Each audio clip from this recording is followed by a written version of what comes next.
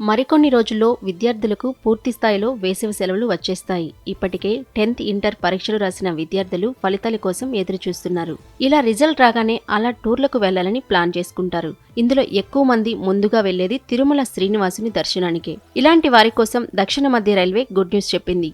వేసవి రద్దీ దృష్ట్యా తిరుపతికి పలు ప్రత్యేక రైళ్లను నడపనున్నట్లు ప్రకటించింది. ఈ ప్రత్యేక రైళ్లు ఏప్రిల్, మే నెలల్లో వారానికి 2 చొప్పున నడపనున్నట్లు వెల్లడించింది. ముఖ్యంగా హైదరాబాద్ నుంచి తిరుమల తిరుపతి వెళ్లే ప్రయాణికుల కోసం 32 ప్రత్యేక రైళ్లను నడపనుంది.